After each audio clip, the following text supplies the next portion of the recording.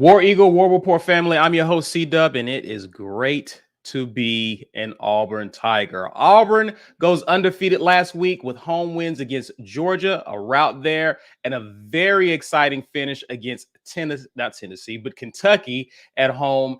And the guys are here to discuss, will Auburn be ranked number one when the next polls are released? So we'll definitely talk about that. We'll discuss player of the game, tools to the game, and we'll also talk about changes on Auburn's football staff and what that means for Brian Harsin going forward, as well as the return of a very popular segment, What Did We See? So you guys definitely want to hang around for that. But for now, sit back, get your weight up, because your weekend tailgate starts right now. You are now listening to a War Rapport Weekend Tailgate, brought to you by University Ace Hardware.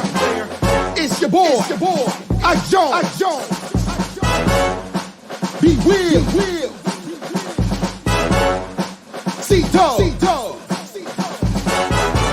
Mike G. Get ready, sit on back as we bring you the War Rapport Weekend Tailgate.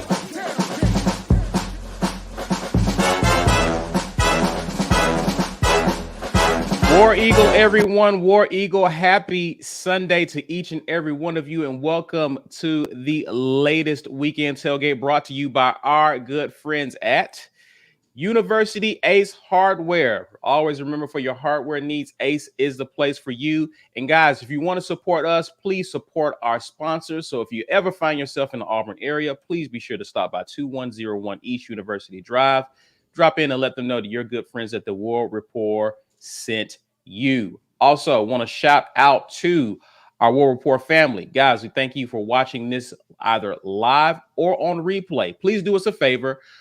Be sure to share this video on social media. Please use hashtag #GetYourWeightUp either on Facebook or Twitter. Please be sure to share that. Help people to find our content, and let's grow this community. Now, for those of you who are not patrons of the War Rapport, Ike is here to tell you what you're missing out on and what you can expect in the offseason. Yeah, absolutely, man. Y'all know we about to start coming with the content, man. I have been teasing it for forever, and I am really I think the month of February is when we're going to crank up on some of this basketball content that I've been cooking up. I've also got some great stuff that I want to do on some player profiles for some of the new guys that we've got coming in. I'm going to be looking at some scheme stuff for, we got a new DC in the house, but same scheme. We're going to talk about a lot of stuff, man. And you need to be a patron, because some of that stuff, if you're not a patron, you're not going to be able to see it. $5.99 is what you need to do to get there. You already know we are out here trying to do some good. So if you want to donate to this, please do. Those donations haven't been as heavy of late. We definitely want to see those continue to roll in. So hashtag save all the puppies, TWR to the rescue. We're going to be out there doing that good in the world. It's basketball season. It's cold. We're going to give away another hoodie. Lobtown was in full effect in the jungle. So y'all need to make sure you put hashtag #GetYourWeightUp in the comments if you want to get this. GWT2 Energy Consulting Services is sponsoring our giveaway. As always, we definitely appreciate Walt and all the things that he is doing for our channel. So make sure you're doing that. And then, of course, we got the podcast popping.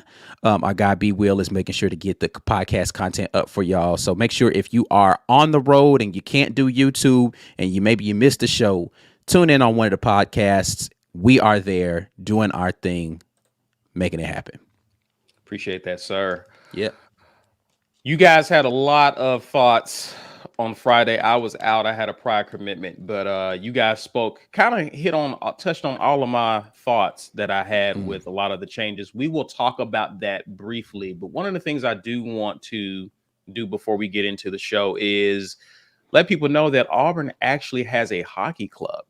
Yeah, now, they're not associated. They're not associated with the university or the athletic department at Auburn, but Auburn has a hockey club, and they've played a few teams this year. I guess Georgia has one, Alabama has one, but they played Alabama this weekend, 2 games, and pretty much swept them this weekend. They played yesterday 7-1, beat them 7-1, and actually had a pretty close game this morning that actually ran into the afternoon in which they finished them off. They beat them 6-4 today. So they did the crane kick yesterday. I'm pretty sure they were doing the crane kick today. There'll be pictures released on. So, yeah, man, congrats to the Auburn Hockey Club by beating Bama. That's always great when we beat them. So congrats to them. Guys, let's talk football staff, since that's kind of where we left off on Friday. I want to end this on, not that this is a sour note, but I want to end on a positive note by talking basketball, have a good laugh with what did we see. Let's kind of end it that way. Let's talk about the changes with Auburn's football staff, as speculated as we, was wondering. Derek Mason did step down. It was announced by the university. Harsin announced yesterday that Mason is stepping down, thanked him for his contributions for the 2021 season. Jeff Schmedding, who has served as the assistant head coach, linebackers coach, and defensive run game coordinator, has been elevated to defensive coordinator.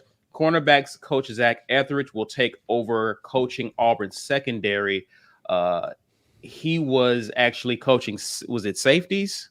I think it was safeties. He will take over the entire secondary and will serve as the recruiting coordinator. Burt Watts will continue his post as special teams and will continue to coach the edge linebackers. He actually will receive the title of associate head coach, which brings us to some of the new hires that were announced, guys that we speculated and talked about. Let's discuss the first one. This brings us to a guy who's familiar with Auburn, Jimmy Brumbaugh. He is hired as Auburn's newest D-line coach. He replaces Eason, who has moved on to Clemson. He served as a defensive analyst at Oregon in 2021. In 2020, he only coached 4 games as the defensive line coach. Tennessee was a mess that year. And as we know, the whole staff was cleaned out as a result of a scandal that happened that year.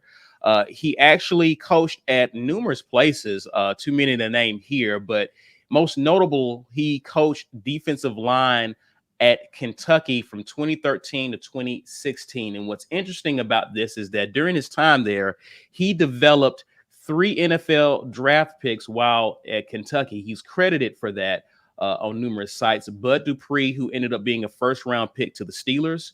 Zadarius Smith, who was a 4th-round pick to the Ravens. Josh Forrest, Zadarius Smith was is playing for the Packers right now. They just lost. I mean, I just want to throw that in there because that means something special to Ike for obvious reasons. He's a Niners fan. But he had a great game. Zadarius Smith is the man. He's just on the wrong team. Sorry, continue. Josh Forrest, who played linebacker. There was a 3-4 scheme that they run at Kentucky. So I think he may have had a hand of coaching him as well. He ended up getting drafted 6th round to the Rams. During his time there, 4 defensive linemen earned all SEC honors while under his watch at Kentucky. Also, back to the bullet points, he served as LSU's strength coach during his 2008 national championship season and played D-line, where he also was all SEC. He played defensive line at Auburn from 1995 through 1999, running into the Bowden. I guess he played the latter half of the Tuberville years. So that's Jimmy Brumbaugh. That is our new defensive line coach. Now, with Schmedding becoming our defensive coordinator, he was responsible for coaching inside linebackers. So with that, opened up a void there. Auburn has met that with this guy, Christian Robinson. He will be the inside linebackers coach and the defensive run game coordinator. He coached linebackers at Florida for about 4 years, from 2018 to 2021. After Todd Grantham got fired, who he actually followed or played under at Georgia, we'll talk more about that. He was promoted to the interim DC, given that he knew a lot of, or he was really well, had a good understanding of Todd Grantham's scheme. He finished the year as their interim DC. He served as a GA. He first started at his alma mater from 2013 to 2014. He was the GA at Ole Miss from 2015 to 2016 and was Mississippi State's GA from 2017 on forward to where Grantham brought him on to Florida. He also played at Georgia from 2009 to 2012. And under his watch, he developed 2 NFL draft picks while at Florida. Jonathan Greenard, who was the 3rd round pick to the Texans, and Vashawn Joseph, who was the 5th round pick to the Bills. So here are your new coaching staff. Want to hear from you guys. Just get your thoughts. It appears that our staff is finalized. The last time I said anything about Auburn's coaching staff, I was adamant that Derek Mason was still going to be here. So I don't know nothing about nothing when it comes to this stuff. We just got to be updated as this happens. So Yeah, I want to start with you, Ike. What are your thoughts on this? The coaching staff, the coaching hires. There was names thrown out about defensive line coach. Brumbaugh's name was mentioned as potential candidates to replace Eason. People were excited about the possibility of grabbing a guy from the NFL. What are your thoughts about who we have and how he fits with what Auburn wants to do moving forward? Listen, I like all the moves. Again, I said a lot about the whole defensive coordinator situation when we did our live. You can go and get a lot of my thoughts about that specifically. So I'm going to keep this limited to my thoughts on Brumbaugh and Robinson. I think both of them are quality hires. Brumbaugh, by all accounts, this is a job he's dreamt of having since his playing days at Auburn, and he got into coaching. He wanted to come back and coach at Auburn. So I'm glad that we're going to have someone who's enthusiastic, not just about coaching the game of football, which he has clearly been enthusiastic about that, but about bringing quality talent to his alma mater. Robinson is someone who I'm not as familiar with, but again, by all accounts, very involved in recruiting. Is a good defensive mind and kind of understands. Todd Grantham is infamous, right? Florida's defense wasn't great under Grantham, but the thing that Grantham was really good at, or at least was credited as being good at, is being very innovative in the way that he was bringing pressure.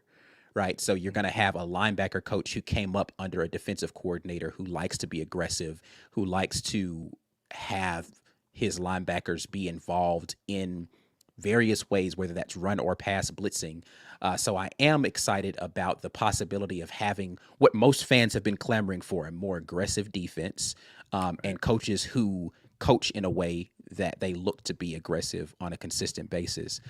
So again, the enthusiasm about Auburn as a whole coming from Brumbaugh, and then the excitement that I think Robinson is going to bring to the room as far as his ability to recruit and the aggression that he wants his linebackers to play with are things that are exciting prospects for me as a fan of Auburn University and all of the things that we want to do with our program. And hopefully we now have a more cohesive staff that is ready to buy into what the head coach wants to do with his vision. We've got a defensive coordinator who's been with Brian Harsin for a while, so I don't think buy-in is an issue there. So I'm looking forward to it. Again, I'm not going to profess to be a guy who has followed either of those coaches throughout their coaching career, but from the research I've done since they've been hired, I do think that these are quality hires. Might not be the most flashy hires, right. But I mean, I think we were probably sitting here in this exact same space, minus the NFL experience, talking about Nick Eason in the same way, right? Like, I don't know what he's going to bring to that. And people weren't like, right. Oh, Nick Eason's great. Nick Eason's great. They were like, oh, maybe, I don't know. Nick Eason turned out to be wonderful. So I don't think that Brian Harsin doesn't have an eye for talented coaches. I think the question at this point is, can we bring some cohesion, some continuity to the staff so that we can build upon something for more than one season? And we right. especially need to see something happening on the offensive side of the ball. So, this is good for the defense. Defense has not necessarily been the problem. I want to continue to see momentum on that side. The offensive side is the one that we really need to start picking up some momentum, in my opinion. But overall, I'm okay with it. Rob Donaldson asked a question. What do we know about these guys in terms of have they worked together before, or can they work together before, or can they work together? Remains to be seen on whether or not they can. They have not worked together because Christian Robinson, he hasn't been coaching long. Right. Rumbaugh has been coaching, but he has not crossed paths with these guys. I mean, you got to remember Schmedding and those guys have coached. And the Mountain West, smaller programs. So they have not exactly crossed paths until now. It remains to be seen. I would like to hear more about moving forward because we heard things with Mason, Schmedding. We heard about also Burt Watts, who was a defensive coordinator in the past as well, how they were working together to build Auburn's defense. So I'm hoping that collaboration continues given their knowledge and experiences moving forward. I assume that it is. But that's what we know there. B Will, your thoughts on and I agree, Ike. I do feel better about these hires after doing research on these guys. Didn't know much about them, so instinctively the reaction is to be a bit negative or meh on the hires. Right. But after reading up on them, I do feel better about these guys. Will they work together? We'll all have to find out together. But B Will, your thoughts when these hires were announced? Yeah, I am similar to Ike.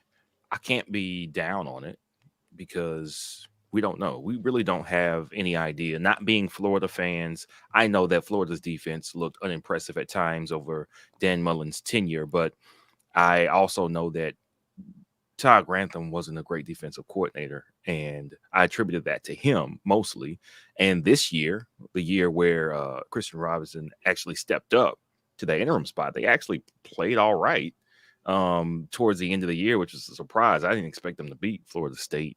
I expected them to lose to Missouri that last game too and not be bowl eligible, but they ended up getting it done. So I don't know who Christian Robinson is as a player or a person. I don't know who Jeff Brumbaugh is as a coach. It's been a while. He's been removed from the game for a moment.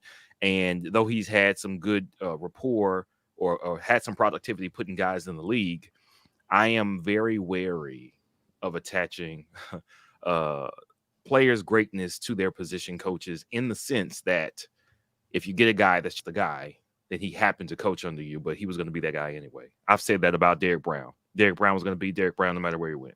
For the droves of players who come through Bama and LSU and they all beat their chest about how good they are. Like, listen, man, Odell Beckham was an all-world athlete and was going to be an all-world wide receiver, whether he went to LSU or Kentucky or USC. It didn't matter. Now, the place definitely has a hand in shaping who you are and fine-tuning who you are as a player and as a person, but I don't know how much to attribute to that. The only thing that I can say for sure says who you are as a position coach and as a program when it comes to getting players to the league.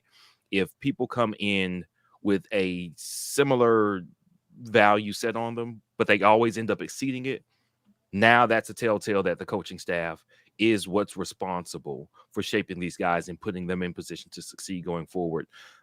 So Mark Stoops at Kentucky has done a good job of putting defensive players and offensive linemen in the league. They've been pretty good about that since he's been there. And maybe him as a defensive guy, he comes from the defensive side of the ball, knew how to identify, and recruit. And again, that's not to say that Brumbaugh didn't have any hand in it. I just don't know. I don't know about either one of them guys. And like Ike said, we didn't know anything about Nick Eason. Everybody was like, well, he came from the pros. Can he recruit? Turns out he can recruit. You know what I mean? So I'm going to sit back and watch because we don't have much of a choice. We didn't get to vote for any position groups or anything like that. So we got to just sit down and be ready to accept whatever comes. We hope. I think the biggest difference we hope that comes with all these changes is we are now locked in. Everybody is on the same page and all feet and everybody's in lockstep moving forward with how they want to recruit, what type of defense we want to run, how we want to call plays defensively. We, at the very least, hope there's no dissension inside the program and the coaching staff. So we don't see anything that looks like confusion as far as what we're running on offense or defense. So I have no strong feelings either way about the staff filling out. Just I'm hoping for the best. And one thing that I will allude to, I didn't get a chance to say on Friday, is I think with this coaching staff being assembled, I do expect to see some continuity.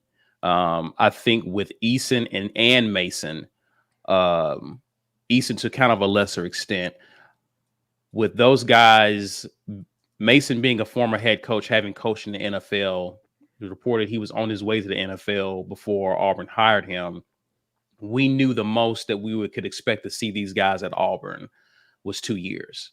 Right. Yeah. And so, as bummed out as we are that we're gone, we knew that we kind of had them on a rental. Like, they were going to be helping to build Auburn, get some momentum going on that side, as well as in recruiting, which in 1 year, you can kind of argue that they kind of did that.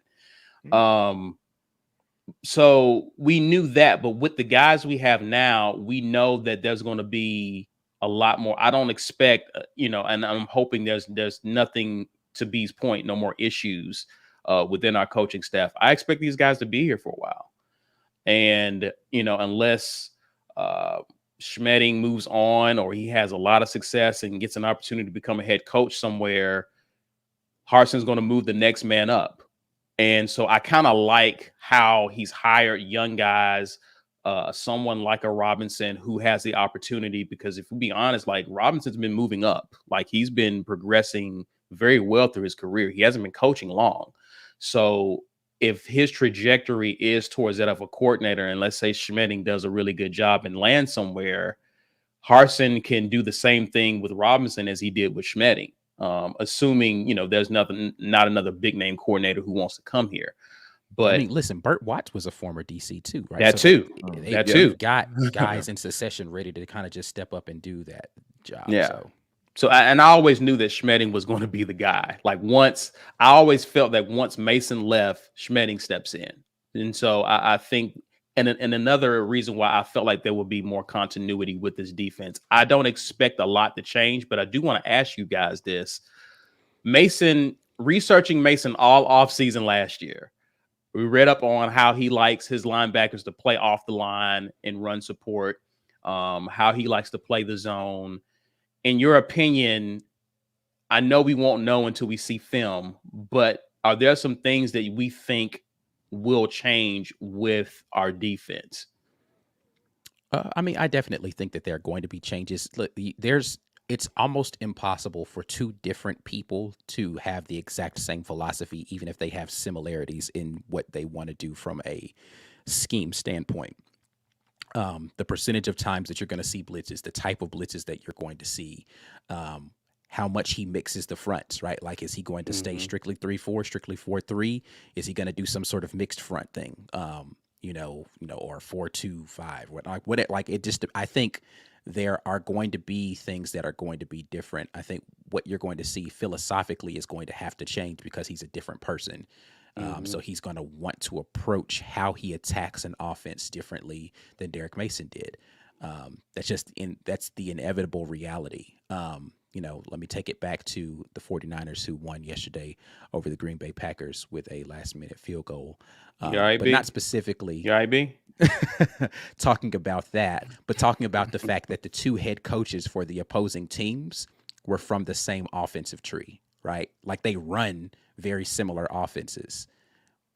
One of them just happens to be they don't call the games the same way though, right? They've got different talents at quarterback, so that one of them leans more heavily on, so again, personnel is going to should impact how you call games, but the guy themselves is going to impact the way a game is called, just because he thinks about attacking an opposing offense differently than someone else. And when you're the person who gets to call the play and not the person who gets to make suggestions about what we should call, that's going to be different, right? You can Derek Mason and Jeff Schmedding could have walked into every single game with the exact same game plan, and they're going to call those games completely differently because they just think differently in a scenario. Okay, in this one, we're going to roll the coverage this way. In this one, we're going to run, 3 deep zone versus a 2 deep zone versus cover 1. Like, it's just going to be different, right? So we'll see. This makes this upcoming spring so interesting because I want to know the impact this is going to have on players in terms of A-Day better be fun this year, dog. I hope so too. Yeah, you think they're gonna run the clock? Man, I don't want to. I want a real 8A game this year, man. I want to see. Yeah, I I hope we want to get see one. everybody. Look, I need to see everybody who has got an Auburn jersey and a number. They need to be out there playing. I want to see them on the field. I don't want to see them holding nobody back. None of that crap. Like, get the people who you know are going to be start. Tank, okay, hand the ball off to him twice. Let him sit down. Let me see the rest of these dudes. What does Damari Austin look like back there in the backfield? You know what I'm saying? If we've somehow Javante Citizen decides what he wants to do with his life and he ends up at Auburn, let me see him running the ball. Is Jarquez Hunter, is the off-season number 2 going to pay bigger dividends to him?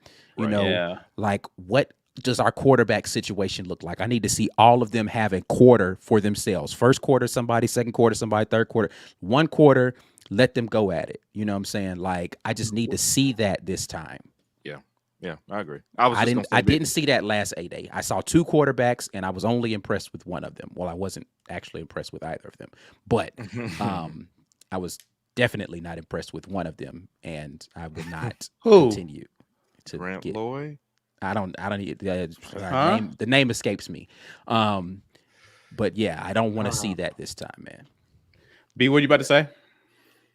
I was gonna say, well, technically, if they wanted to make it interesting, they don't have to. They don't have to get a quarter because the second quarterback's going to get on the field every other drive. That's what I'm saying, though. But like, yes, halves. Then if it's 4 of them, the 1 versus 2, and then 3 versus 4. I just need to see a significant amount of time for all of the quarterbacks that we have in that quarterback room, because I don't anticipate Auburn taking 5 scholarship quarterbacks into the fall. So I want to see everybody out there on the field. They got a scholarship, right? So let them play ball. Let's do it. And they need it. They need it. Like, these guys really need it because their future is heavily dependent upon this. They need to determine if they're going to be here, if they're going to fight here or fight somewhere else to get on the field. So they definitely deserve to have a shot. Let's take time to acknowledge the special person that is Jazzy Joe. Let's do that. Can we do that, guys? Yeah. Okay. Jazzy, God bless man you. of his word. The integrity runs heavy with this guy. Keeping the lights on. Challenge 1 of 2. Auburn beats Georgia by 20 plus. I think he meant C-Dub there. I know, but what? Here's the deal. I was feeling just as conservative as B. Okay, we might as well have been C-Will because we were thinking the same thing on that Wednesday. But I was like, you know what? Let me live. Sometimes I live a little, and I roll the. I was like, Georgia's trash. Facts. They're trash. So if we're gonna beat anyone by 20 plus, why not Georgia? Let's do it. And my guys did not. What I was worried about. Here's what I was worried about. B. Here's where I didn't say it on the show. I was thinking Auburn was going to take the significant contributors out and let some of the guys who haven't seen a lot of playing time play, and Georgia keeps their guys on and gets within 20, and then we lose the bet, right? That's what I was afraid of, but they didn't do it, and I was like, yes.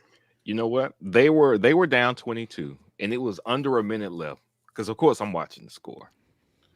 And they shot a 3, and they missed it.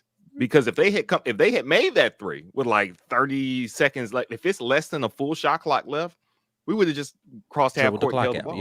Get the ball to Preston Smith and let him continue dribbling. Yeah. We were up 23 at half, and y'all were like, "Oh, we're up." I'm like, "Okay."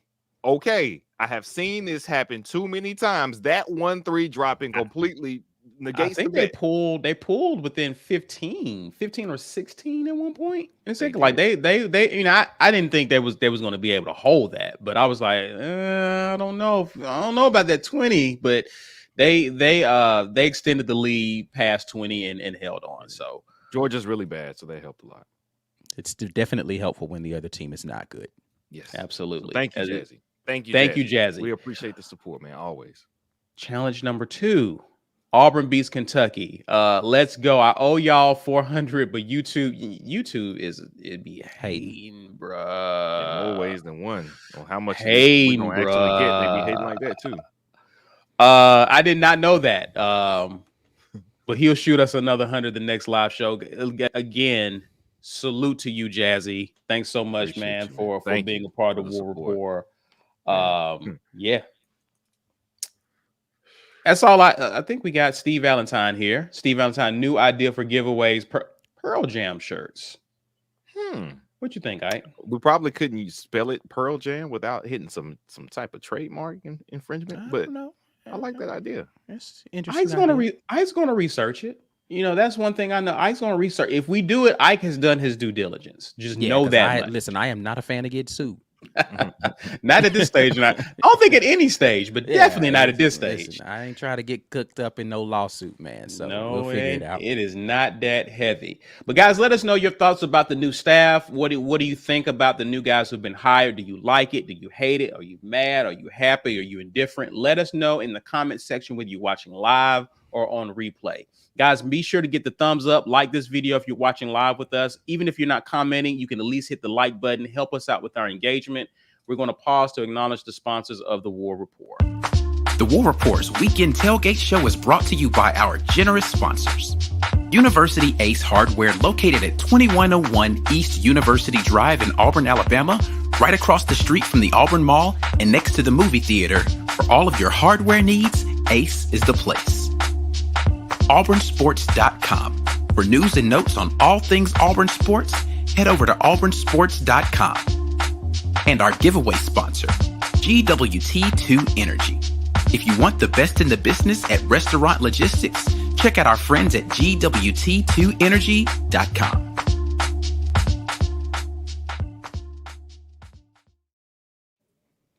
All right, y'all know what the business is.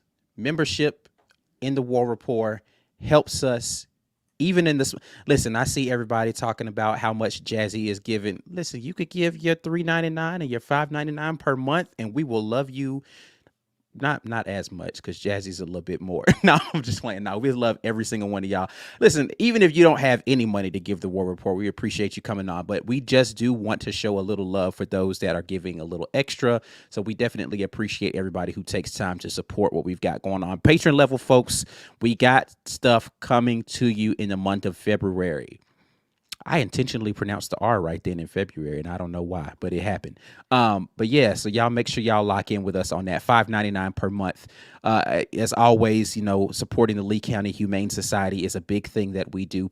Please continue to do that. For today, it's cold outside. Pearlville, people were out there in tents and such. It should have been a bunch of people with Lobtown hoodies on, but you can be one of those lovely people who get one of these. Hashtag get your weight up in the comments to be able to lock in and get one of those situations for free. If you don't get it for free, you can go buy one, but we'll talk about that in a minute. If you don't know as well, we are doing this lovely thing with prizepicks.com, one of our newest sponsors for the War Rapport. I have not been on point so far with my prize pick stuff, but we are going to figure this out, man. I told y'all when we were doing Bet and Be Will that trying to figure out how to put money on stuff is not my thing.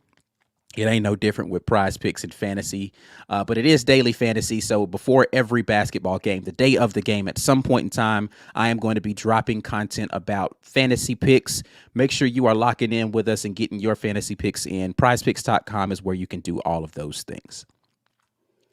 Thank you, sir. Let's take it to the hardwood, shall we?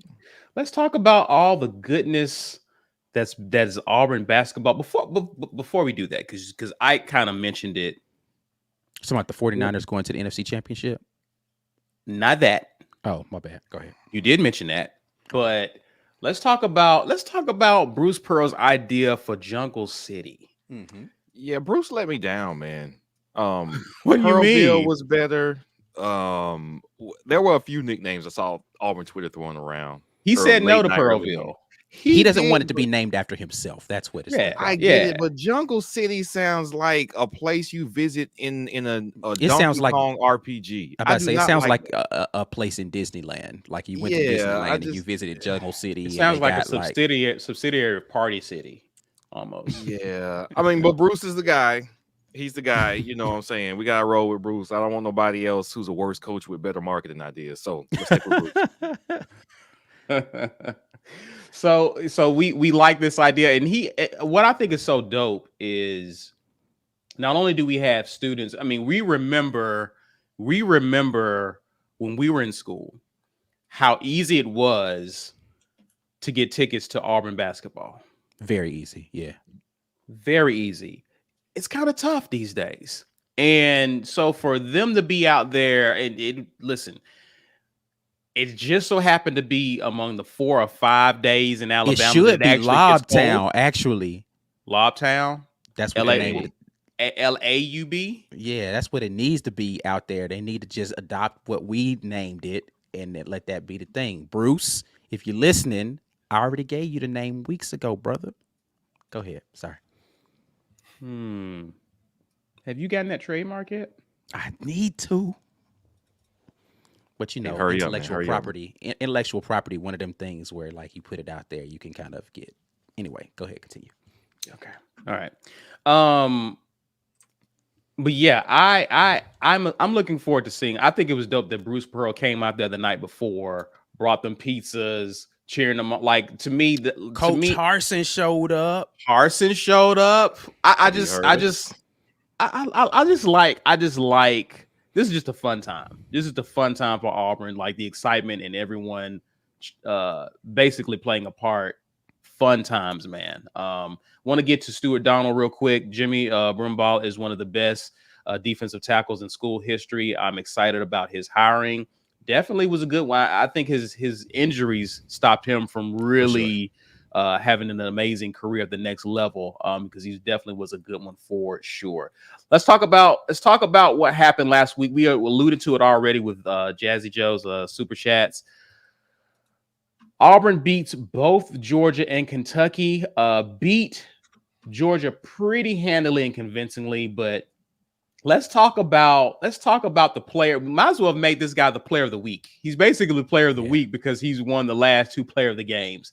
Yeah. That's Walker Kessler. Let's talk about what he did against Georgia. In 27 minutes, he was scored 15 points, 7 of 11, 6 rebounds, 1 assist, a steal, and 6 blocks. And then on yesterday, had the game high or the team high with 19 points, 7 rebounds, 2 assists, 2 blocks in 31 minutes. 8 for 10. I really need to research. I haven't taken the time to do this yet, but I'm curious as to what his field goal percentage is for the season. It has to be rather high. One of you guys can look that up as we're talking because that's good. He's been getting some high percentage shots in the form of alley-oops and putbacks and dunks and like he's been doing an amazing job. B. Will, your thoughts on Walker Kessler? Do you feel even more strongly about the sentiment that he could be the MVP for this team? I was just about to say, I said it last week, and I still feel that way. Walker Kessler is the most important player for this team's success in the tournament, in the postseason against high-quality teams. We've got enough of athleticism and defense and energy to beat most teams. We would beat most teams without Walker Kessler. I mean, you saw when we played Bama, who is a 62%. Bad team. 62%. Yeah, that's amazing. Pretty good. That's pretty good. We beat a bad team with him basically on the bench the entire time because they're a bad team. But when it comes to a team like Kentucky, it seems to be times over competitive games for us where we're kind of in the mud just a little bit offensively. And what ends up getting us out of it 9 times out of 10 is the Green Kessler pick and roll. And that doesn't happen without Kessler being out there. There were 2 plays, particularly in the first half of the Kentucky game, where Cardwell was out there for Kessler. And the ball hit Cardwell in the hands twice. Once on a bounce pass, once was on the lob. He couldn't finish either one.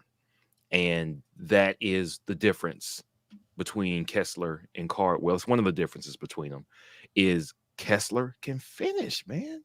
He can get the lob. He can come down off the pick and roll if you bounce it to him, wrap around passes to him. There were a couple times, even when Kessler was in the game before he got taken out, Where Wendell Green, we weren't necessarily in rhythm, but he found Kessler in a very crowded paint area. Now, he couldn't finish at that point in the game. Everybody was a little bit tight early. But Kessler, after he came back in, that was it. I think the last play that we ran on offense at the end of the first half was Green Kessler pick and roll that ended up with a Kessler finish. It's the most steady and the least stoppable thing that we have on our team. People are going to get to the point where as they're more athletic and as they start to key in on us, where they're going to double Jabari. They're going to ball pressure Jabari. I saw them ball pressure Jabari one time. He turned it over. Zep Jasper still isn't great with ball pressure, getting pressured. Ball pressure can affect us. But if we get into the half court and Wendell Green is one of the guys, that's it. That's it. If he's got the ball in his hands at the top of the key and Kessler's on the floor, we can win a championship. That is it. Kessler is the most important piece of this team. It's not that we don't need everybody else. We would be a worse team without KD, without Jabari, without Wendell Green, for sure.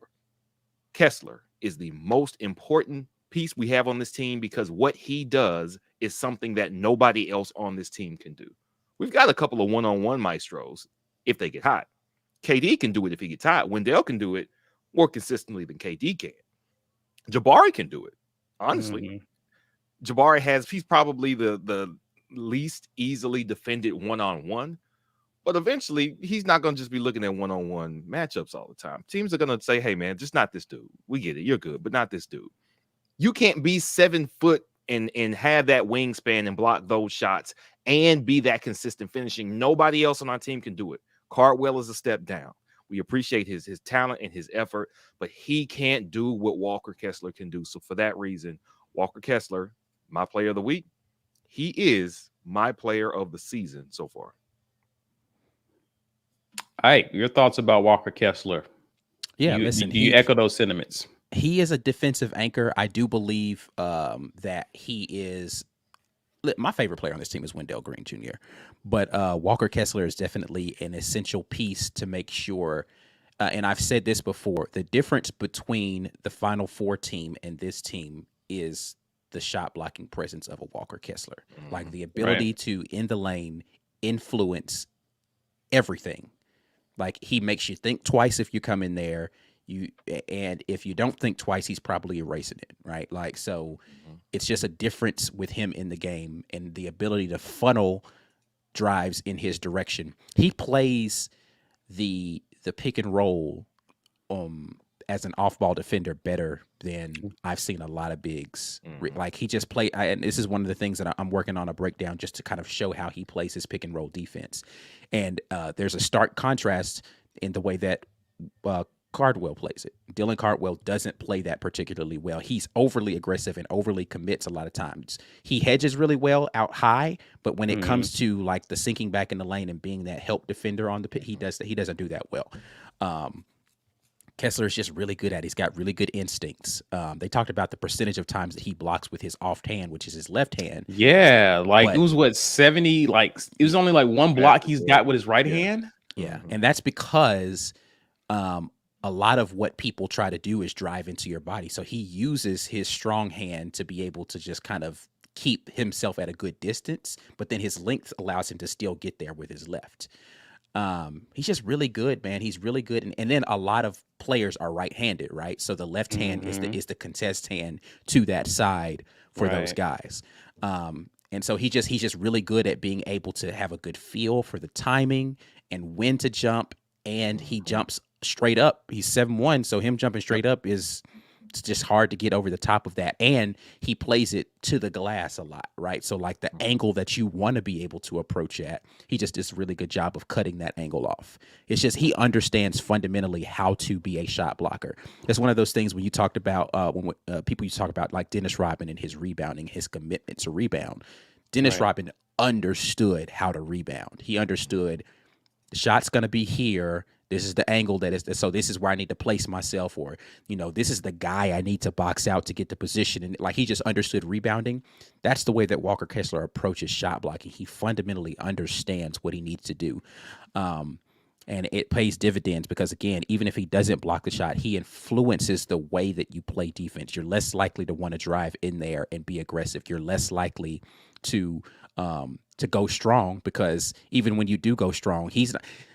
To be a good shot blocker, you have to be okay with getting posterized every now and then. Somebody going to get you every now and then. Somebody's going to dunk on you. But you can't be scared to jump because you think somebody's going to dunk on you. And he's gotten his share this year of people flushing it on him, right? But I think he's been dunked on maybe 3 times. But he has how many shot blocks this year? Right. Way more than 3. Yeah. So he's like, look, all right, cool. You get me every now and then, but I bet you it won't be multiple times a game. That's the exception. That's not the rule. Yeah. Right. So, his effort and his energy on defense is always acknowledged by our team. They understand what they need to do when he's in the game, and the other team understands what they can't do when he's in the game, and that's the difference. CJ with the Ram. Appreciate you, man. Auburn basketball is the best thing that happened for Harsin this offseason. Love this show, fellas. Absolutely, because this fan base can still be energized about athletics. We can have, you know what? If Harsin ended the season the way he did, and you lose Derek Mason, and then you can go out on campus, smile with a Cruton finger shirt, and high five people. You think that happens if Auburn is 500? No. Yeah, people would have been borderline booing Harsin in public. But the energy that Bruce brings is tangible, and it affects everything. It affects every other program, man. You see, like the Auburn Hockey Club wins, and they're doing the crane kick. That is possible because this basketball team is succeeding. Right. They are having fun, and it makes it better for everybody else on campus. Good point. Good point. Listen, let's transition and let's discuss tools of the game. The University Ace Hardware. Tools to the game. As it pertains to my tools or the University Ace Hardware tools to the game, speaking specifically about the Kentucky game, not much to talk about against Georgia in my personal opinion, but against Kentucky, I think the tool here is just our depth. And to me, I think it was a pivotal moment. 9 minutes in, Ty Washington steps on his teammate's foot, rolls his ankle, doesn't come back. And we saw the impact that had on their guard play. We saw Wheeler have to play a lot of minutes. And even he got hurt at one point in the game. And so our depth, even in a game like that, KD Johnson played the most minutes at 33. Like, we're still not playing our guys a lot of minutes. By contrast, Kellen Grady, who, by the way, that guy can shoot the rock. Screw him. He had too many threes in this game. I had him. Holy crap, that dude can shoot the ball. But he played 40. That's what was so impressive. He played 40 minutes and shot the ball like that. Mm-hmm. He played every minute in this game and was able to shoot that ball like that. Behind him was, of course, the big man for him, whose name I'm not going to attempt to pronounce. But he had Oscar Shigwe. That too. 38 minutes. He played 38 minutes. Like these guys towards the end of the game, who do you have more confidence in pulling away? The team with the fresher legs or the team that's been out there for nearly the whole game playing? And so one of the reasons I feel as though Auburn is going to go so deep in this tournament is for that reason alone. When we get into these tough games and down the stretch, Auburn has the fresher legs. I like Auburn pretty much 10 times out of 10. And I think that was a big part. With fatigue, you're more prone to fouling. Mm-hmm. Auburn's fouls, I think Tennessee had 20 fouls to Auburn's 12. Or not Tennessee. I keep saying Tennessee, but Kentucky had 20 fouls to Auburn's 12. And Auburn went to the line a lot more in this game than Kentucky did, which played a major part in the outcome. So I just think our depth, being more fresh, played a big part in this game and really contributed. Of course, with our crowd, it definitely contributed to us pulling away. Ike, what's yours? My University Ace hardware tool to the game was Jabari Smith's commitment on the defensive end in this game. Good one. Jabari Smith. So just the last couple of games, I think since the Bama game, I don't know who like got in Jabari's ear and said, "Man, people think you soft, bruh." He came out in the Bama game like wasn't 5 minutes into the game, and he was like being very physical with dudes. Like he almost got in a fight at the beginning of the Georgia game with somebody. Like in his mind, he was like, "I'm about to start locking folks up, bruh." And his commitment on the defensive end has been it's been noticeably better.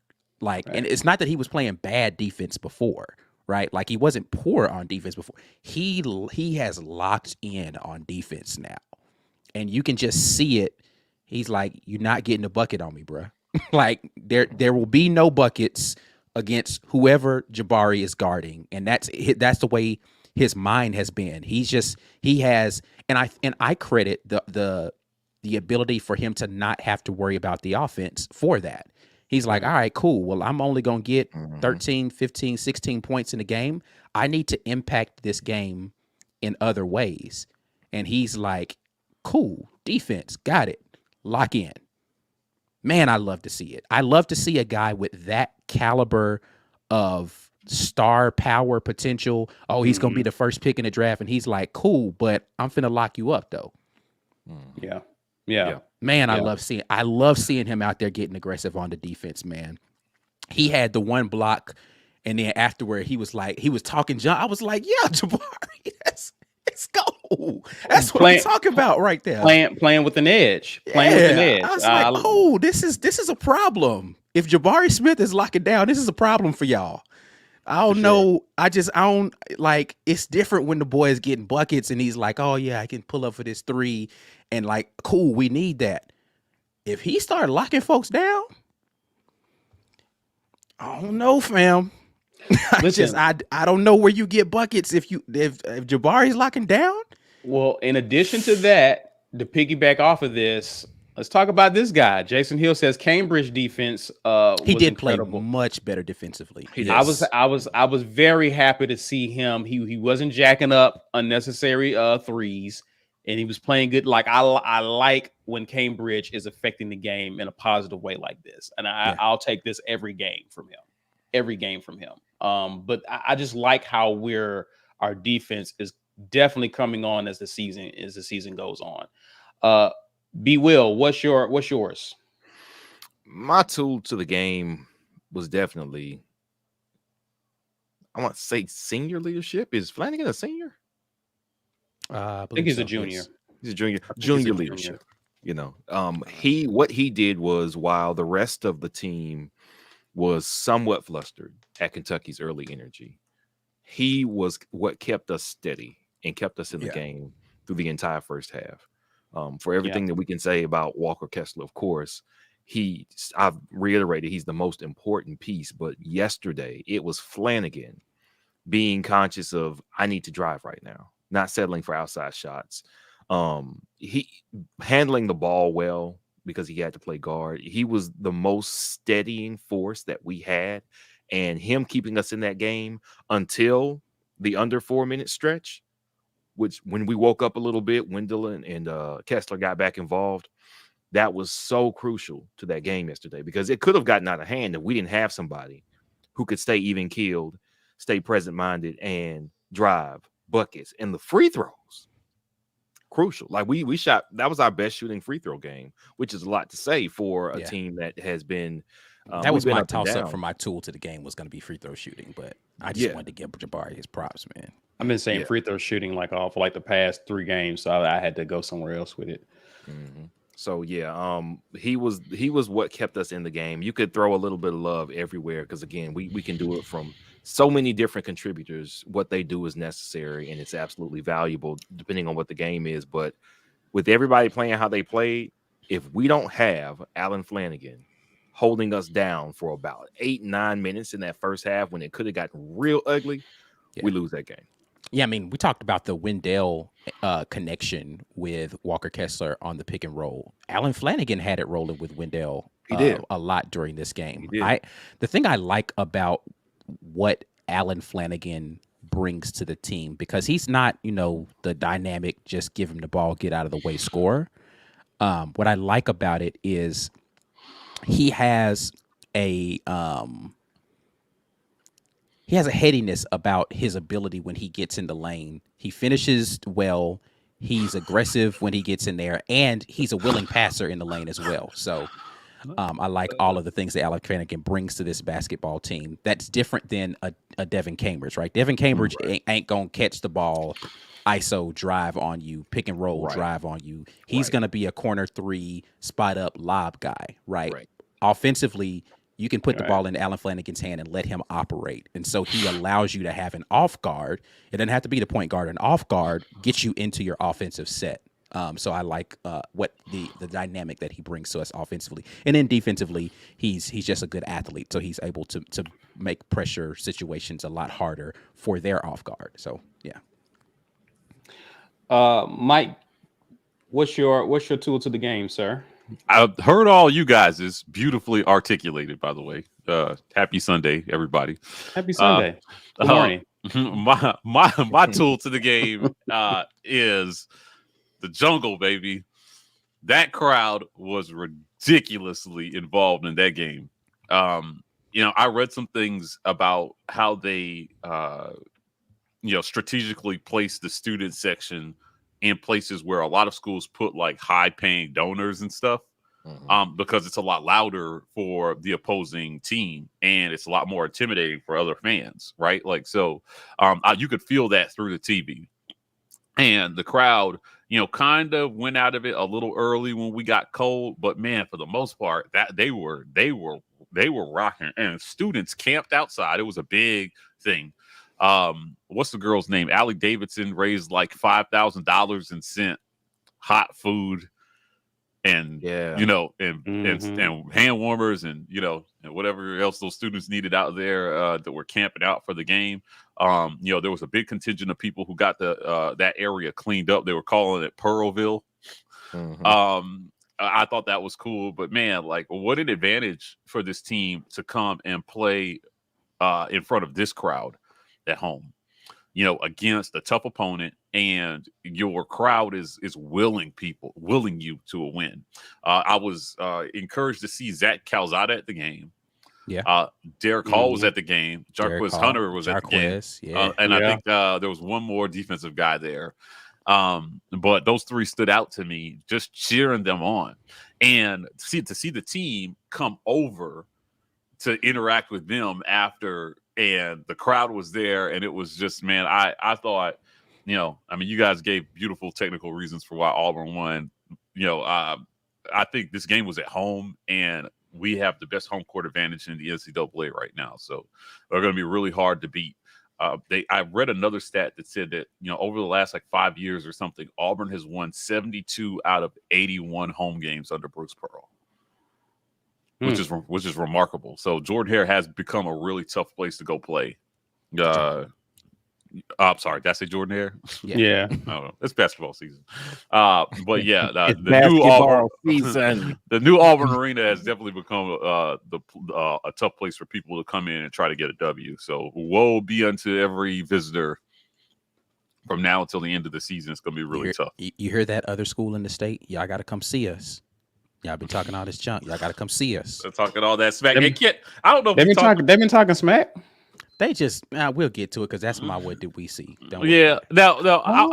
I don't know if y'all talked about it yet, but Kentucky fans were real salty after that's that part game. of my what did we see. Okay, all right. I'll leave it alone then because I was like, wow.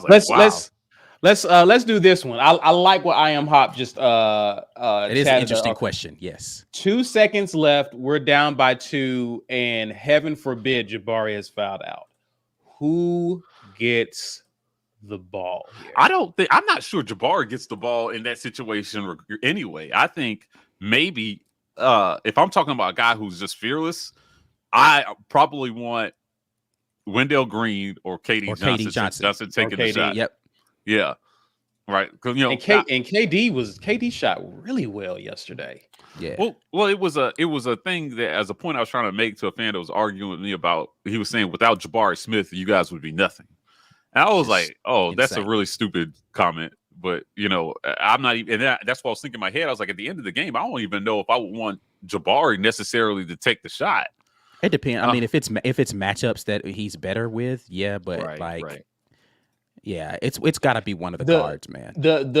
Their fearlessness to even take that shot when there's nothing on the line. Right. Like, I want that guy when something is on the line and it's a high pressure moment. I do, as much as I complain about Wendell shooting some of those shots that he does make, he's more willing to take that shot. Like, he would live for that moment. KD as well, especially if he's feeling it, especially if he's in, like, he give either one of those two guys the ball. I mean, KD proved it when, even though we lost that game, in that UConn game, KD is going to pull up and he's going to take the shot when it matters, and he's just going to let it fly, right? Like, you have to have, again, that other team in the state, take note, when you have a shot late in the game and you need to be able to shoot a three, you don't hesitate and then dribble the ball.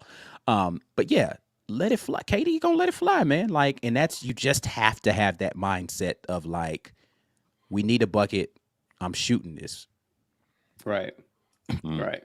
I thought the shot he made when he drove into the basket and laid it in off the backboard, that was nuts. Because his body just looked out of control, and, like, from a physics standpoint, that should not have gone in. The way he shot it up and everything, but it was wild. Yeah. But we'll talk more. I do have a question before we get into our last segment. We'll ask after we come back from the drawing, as well as our new ad. But let's acknowledge our new sponsor of the War Rapport, Rogue Shop. This week's episode of Facts or Gnaw is brought to you by therogueshop.com. If you're in need of high-quality, all-natural herbs and extracts that contribute to a happy, healthy lifestyle, the Rogue Shop is the place for you. With a variety of products that contribute to a healthy sleep, lower stress, and a happy mood, the Rogue Shop has you covered.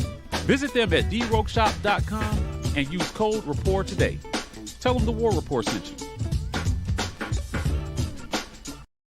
Hey, big shout out to Rogue Shop, therogueshop.com, for jumping on as a sponsor of the War Rapport. They do CBD products and provide all natural supplements that help with sleep. He's got a little something for everybody. The funny story, a guy who owns it, his name is Richard. I went on a Georgia Bulldogs show after the national championship with Auburn rivals. And he saw me on there and, loved what we do over here at the War Rapport and wanted to jump on as a sponsor. So we appreciate Richard for jumping on. You visit therogueshop.com, use code RAPPORT, get 10% off. We have some special segments coming to help gamify that sponsorship that I'm looking forward to. But everybody's bought a segment, so if you guys haven't noticed, JG kind of bought the Wednesday Night War Room. Weekend Tailgate is Ace Hardware. Well, Facts or Gnaw is now the Rogue Shop. Primarily, but we support all our sponsors on every segment. So you can support us by supporting our sponsors. Go check out what he's got. 100% all natural stuff. It's really, really good stuff. What's also good is this, as Mike dubs it, the Egyptian cotton Lob Town hoodie that we're about to give away. It's that time. So if you haven't done so already, hashtag get your weight up in the comment section, please. Please be sure to do that. If you want to win this hoodie, do the necessary, because we about to draw this, man. All right, let's see what we got going on. 79 people have decided they want to enter. You know what? I'm going to stop giving y'all extra time, man. Y'all know what's up when you get in here with the War Rapport. If you knew, you're going to have to start just jumping in the flow, man. So we're going to get straight to this giveaway. 82 people now. Boom, let's do it. See who's getting the hoodie today. This is one of my favorite parts of the show, man, giving away stuff. This is fun. Let's see. John Smitherman. Are you here, John? You need to let us know if you're here, because they're going to say you are gone. He gone. Y'all look out for that. Yeah, we're looking out for John. Let me ask you guys this question. I asked last week. I'm gonna ask this week till it happens. What happens tomorrow? Number one. AP on both polls, or There's no reason we should not be number one in every poll. We should be number one at the poll at the strip club. We are number one everywhere in the country. Yes. We should Stop not be number one at the strip club because that's stop playing with us. That's how we're we number one. Number one on the poll. That was the downfall of Rick Pitino, number one at the strip club. We don't want to be number one. We number one everywhere. If it's a poll, we should be on top of that. I don't know if I want to be on top of the. No, Yeah. I don't know. I would feel violated anyway. Yeah. Go ahead, Mike. I'm not sure how you don't, because in the last poll, 36 voters voted us number one versus like that's 24. funny, John. That's funny. Yeah. Let them know. Let them know you here. Let son. him know he's not gone. Congratulations. Here's what you need to do. What do you need to do, Mike G? Just business at the War Rapport. Email us your hoodie size and your address so we can get that right out to you. Congratulations again. What were you saying? Shit, what was I saying? You said 36 people. Oh yeah, 36 people voted us number one versus like 20 something for Gonzaga. Now I have to assume after this week, none of those 36 people who voted us number one had a change of heart. Correct. But there were a bunch of people who voted us number two, who likely we took number one votes from Gonzaga. We took from Gonzaga. So it is more likely after a tough win against Kentucky team that a lot of people thought we were going to lose to. And, you know, including Kentucky fans. So. handily taking care of a bad Georgia team. I think Auburn has somewhere in the area, picks up like, 5 to 8 first place votes, because it was only a 4-point margin in the AP that we missed number one by. So yeah, I don't see how like Newell just has to think, he has to just look at his little sheet and say, you know what? I had Kentucky and Purdue ranked in front of Auburn, and they both lost. And one lost to Auburn. So you move us up like a minimum of 3 spots on his card. The 9 ranking, if the 9 ranking would have been like a 5 or a 4, that would have been enough alone to push us in the first place. So I think Auburn takes a sizable lead on the first place voting after this. I don't see how they don't, unless the system is just completely corrupt. And like, we have to have defectors is what I feel like. We have to have defectors because we only won people over to our side after this week. Right. B? I mean, we're going to be number one. I honestly despise ranking in sports by the media because it's nonsense. It's absolute nonsense. The only reason it's meaningful is because it does, in some games and some sports, determine who gets to compete for a championship, which is why B. Will has always been a proponent of an expanded playoff, because I don't want votes and opinions to determine who gets in. It always will in football, but let's let more in. So just in case y'all are being a little biased, more people who should have gotten a shot will get a shot. But it's the middle of the year. And a number one ranking now, and we lose 2 games in the next month, and everybody's like, I told you so. It doesn't matter because tournament time matters. As long as we are in the hunt in tournament time, we get into the tournament, which our tournament resume is already like we're going. Yeah. How high we go is what's left to be determined. But as long as we're in that tournament, man, we're going to be ready to play. So, yeah, I'm going to push back on that just a little bit and say, like, being an undisputed number one seed and having the easiest possible path to the Sweet 16 is important to me. And so as long as we're in a place where we're not on the bubble of number one teams, we're an undisputed number one, that's where I want to be.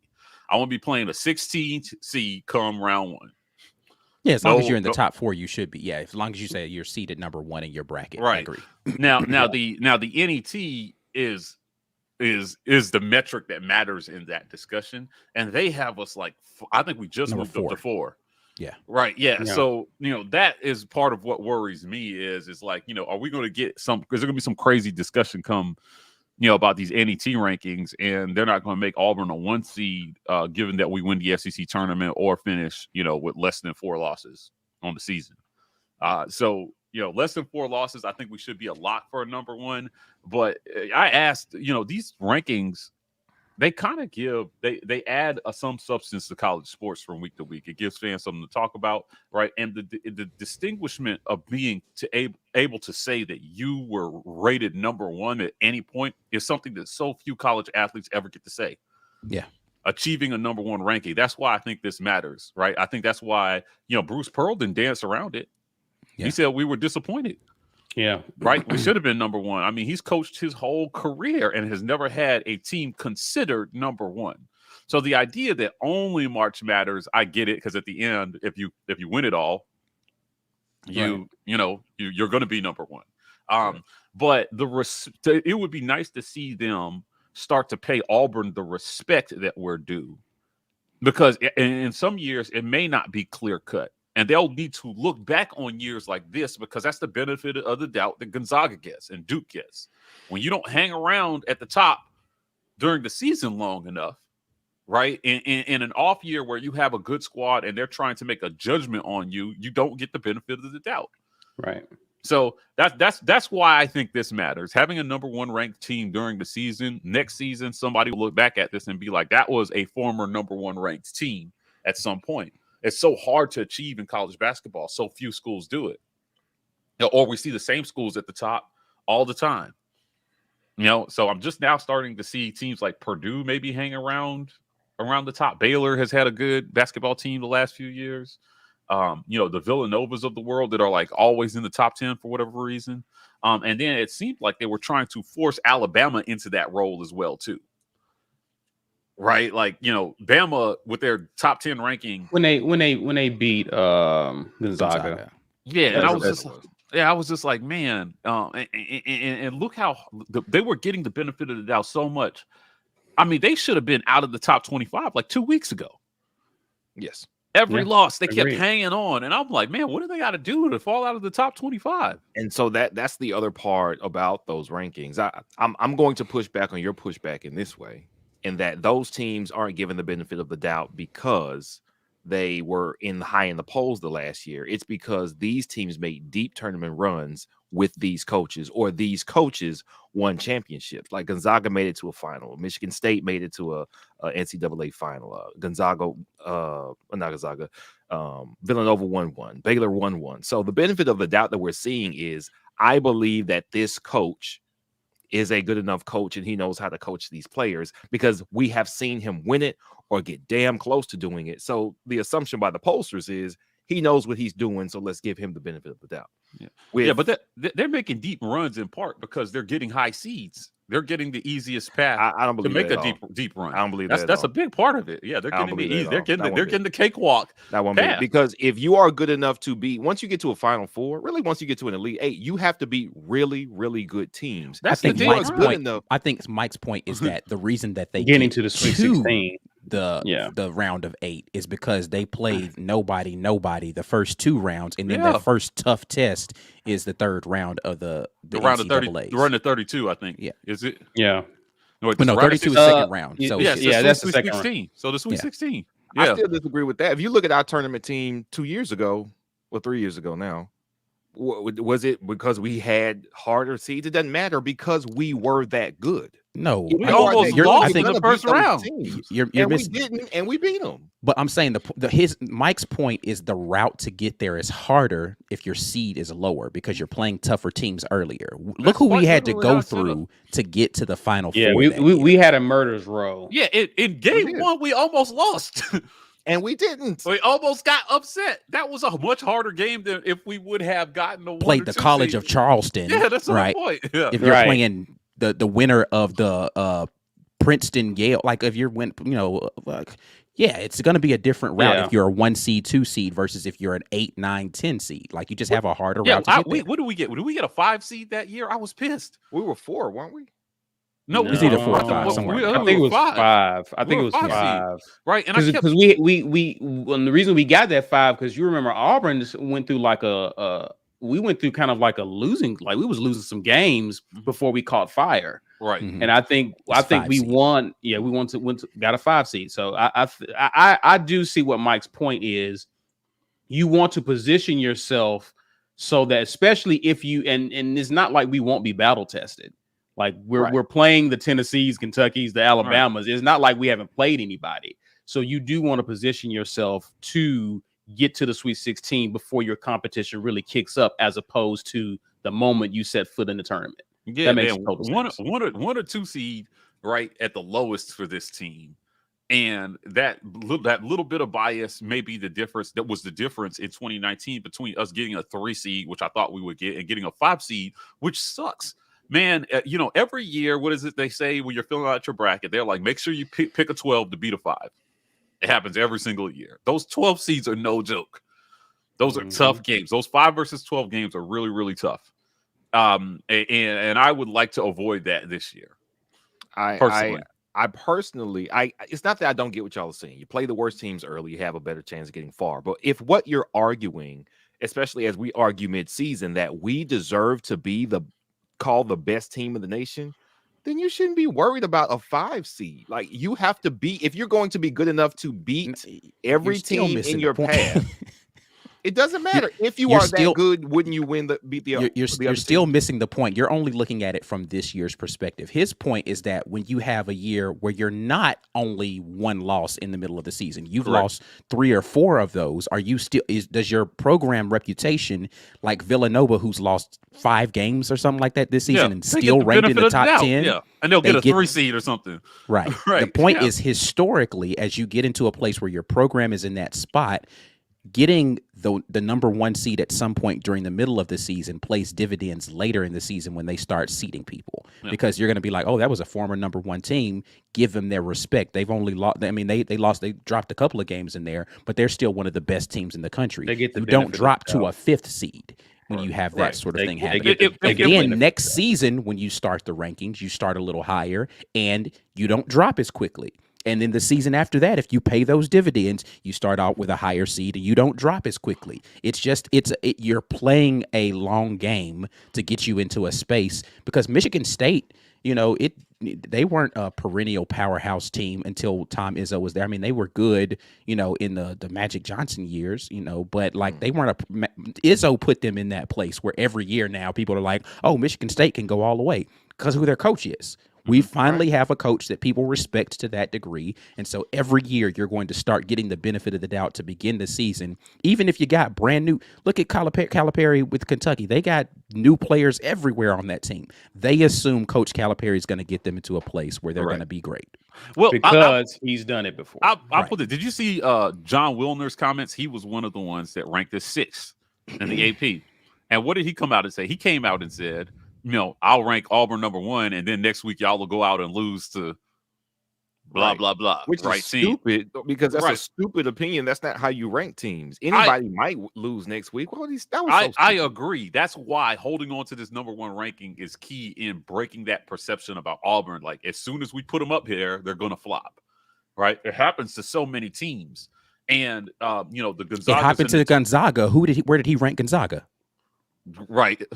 So that's why it's a BS statement to make. You rank Gonzaga number 1, they still went out there and you rank Baylor number 1, they went out there and lost. What does ranking us number 1 because you perceive that we'll lose the next week? That's stupid. You didn't have that bias with anybody else. Correct. Right. Trash. So You're trash, sir. Auburn is trying to. We don't call names on the War Rapport. Yeah, your journalism is trash, sir. Okay, there you go. We don't call players' names on the War Rapport. Okay, adults with jobs. We call them names. Okay? I emailed him. He politely declined my interview request. But, I bet he did. But yeah, I just see those schools get the benefit of the doubt every year, even when they have mediocre teams. I think that's where Bruce Pearl would like this program to be, where they get the benefit of the doubt. Achieving a number 1 ranking at some point during a season definitely aids in that, because if every season, regardless of whether you finish number 1, every season, if you're up there in the discussion for number 1, you start to think of us like Michigan State, right? And then come tournament seeding time, it's like that little bit of bias that plays into it should push us up and not down. Yeah, I hate that that's about college sports, man. I mean, you are right. I am acknowledging that you are right. It hurts less in basketball than it does in football because football is such an exclusive championship postseason that perceptions absolutely keep people out. Like when Ohio State got in 2000, I think it was 16 over Penn State, who had beaten them and then won the Big Ten championship. Like that was completely biased towards Ohio State as a football program for what they had done over the last, I don't know how many years, and what Urban Meyer did in 2014. So they get the shot. Like that should not happen in any sport, honestly. But without an objective, everybody who is competing for a championship playing each other, you have to have some metrics. So I understand that it's in place. But I will also say this: the 1 or 2 seed is not the easiest path necessarily. Well, it's not that it's not. Every year, not every year, a lot of years there are upsets. I remember Duke lost to as a 2 seed, lost to a 15 seed one year. Yeah, It's yeah, like it's upsets not can happen. safe. Yeah, I mean It's not Virginia safe Virginia because lost. Virginia lost to that some to school a in 16 Florida. seed. Yeah, Forget the listen, name of it's it in Florida. you still Florida have to Gulf play the Coast, games, they but beat somebody that year. I would Right. argue the 1 versus 16 and 2 versus 15 matchups are a lot more favorable matchups than 5 versus 12 or a 6 versus 11, right? Like it's just going to be, you're not playing the same. And then the very next week after you win that game, you got to go play another. If the first week you play an okay team as a 1 seed or a 2 seed, their next game is going to be another okay team, right? Like it's just you don't really start to see a challenge until that third round, supposedly. Like you can definitely run into a Murray State that is going to have what's your boy name playing for Memphis right now? Ja Morant. Ja Morant, That has Ja Morant playing on it, and it's like, bruh, really, we got to see Ja Morant first game? Is that what we're doing? Right? Like Somebody had you to can see Stephen Curry in the you could tournament. definitely see Davidson round 1 with Steph Yeah. Curry playing, and you just like, yeah. come on, cuz of all well- the 15s, that's who we gonna get. For the record, 5 times over the last 9 seasons, a 15 has beat a 2 seed. That's only happened 5 times. In the history of the NCAA, I believe that Virginia's loss to Southern Charleston is the only time a 16 has ever beat a 1. And I'll tell you, when I was living in Vegas, this was a bet that I wanted to make every year, right? Was to bet, $10 on the 16 to beat the 1 just straight up. The casinos won't even take that bet. Because the odds were so great that if you gave that bet, everybody would make it every year, and you would clean up every year until the year you didn't. The year Virginia lost, every casino in Vegas would have gone broke on that bet, because every Tom, Dick, and Harry would have bet $10, and they would have gotten something like 1,000 to 1 odds on that 16 beating that 1. So they won't take that bet. But it is just I mean, again, the tournament is set up for like any other playoff system, right? Getting the 1 seed, you practically get a bye round 1. So if you're not playing your best basketball, or you got some stuff to get together, you get to do it against a not so great team. Round 2, depending on how it falls, you probably got another cupcake. By round 3 of the tourney, now you're playing only teams that you're either playing a Cinderella or you're playing some team that, also had an easy path and made it there. So, in 2003, Auburn was going on a little bit of a run. We made it all the way to the Sweet 16 and lost to Syracuse. I think it was Carmelo Anthony. His national championship run. This year, I would like to see them enjoy the spoils of being good all season, right? And realistically, I'll close with this. We should finish. I hope Auburn finishes this basketball season so strong that it doesn't matter what we do in the SEC tournament. It should be completely irrelevant, because you're going to get a bye. You automatically make it to like the quarters of the semis or something as a 1 seed in the tournament. Like you don't play the first few days. It's the quarters. Right. Yeah. So you only have to win 3 games. You got to win 3 games. We should be able to win our quarterfinal matchup, losing the semi, and still be a lock for a 1 seed in the tournament.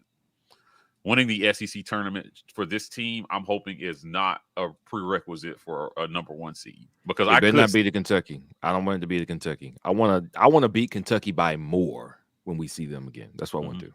Yeah, I mean, that's where I'm at. We don't play to Kentucky. The only time we'll see Kentucky again is in the tournament, right? Or in either tournament. But Yeah, I don't want to have to play them possibly 3 times. See them in Right. regular season, SEC tourney, and in the NCAA tourney. But yeah, that's where I'm at about it. This number one ranking thing, it mattered, and it matters from a perception standpoint as he continues to build recruiting and try to convince these one and dones to come here. Right, come to Auburn, you're going to be considered at one of the best programs, because even though Jabari Smith is only going to be here for 1 year, man, it matters that he's going to have a chance to win a title in that 1 year. Right. And perception can't be the thing keeping you out when you're really good.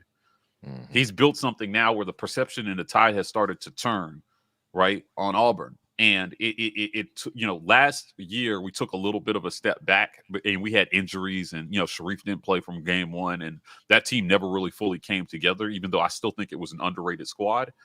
Mm-hmm. You're looking at what they're doing this year, and he replaced some significant pieces, and it felt like the only holdover important piece was Alan Flanagan.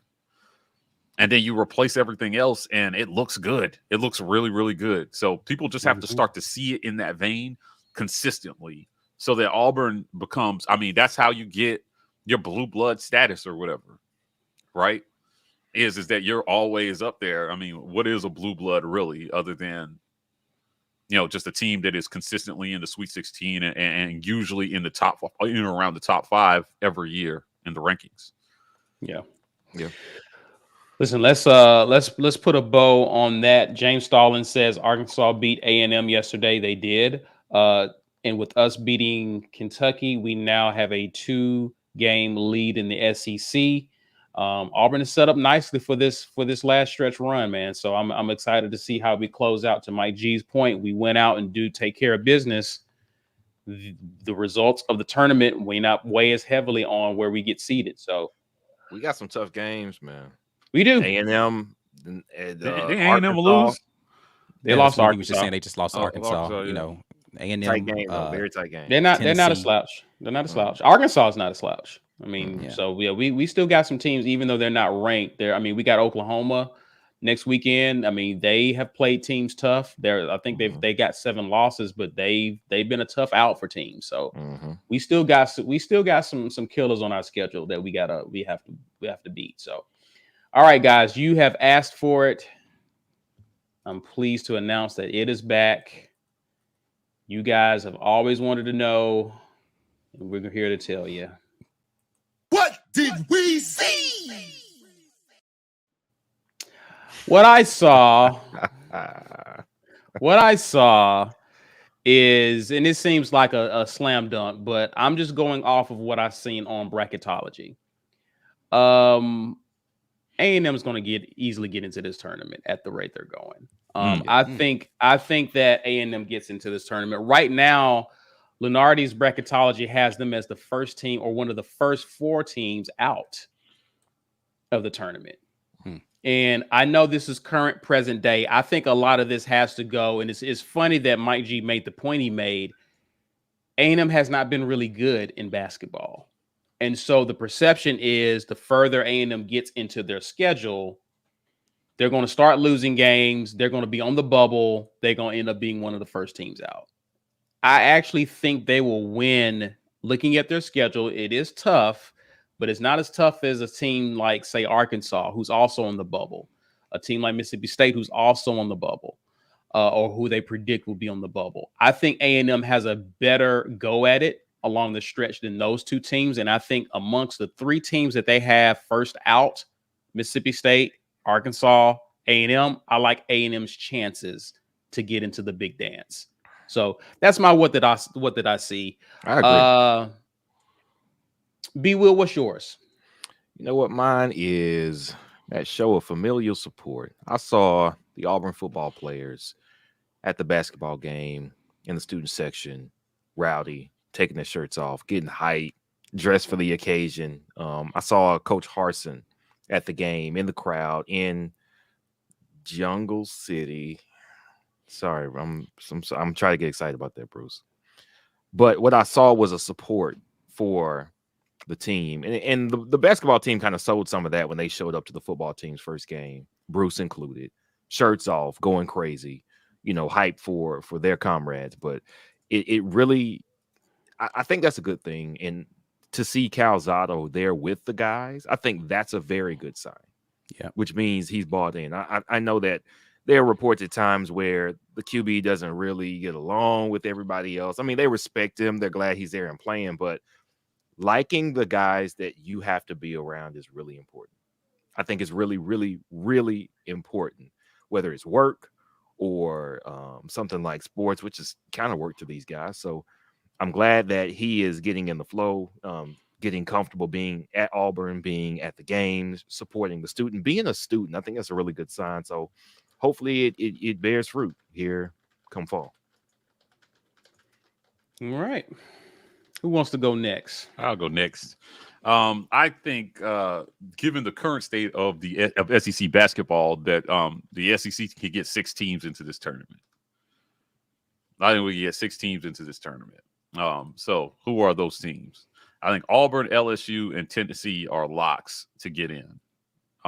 After Auburn, LSU, Tennessee, and Kentucky. I was about to say you don't have Kentucky. My bad. Yeah, Kentucky is definitely getting in. After that, I do believe A&M is going to get in the tournament, and I think they're going to force Alabama on us.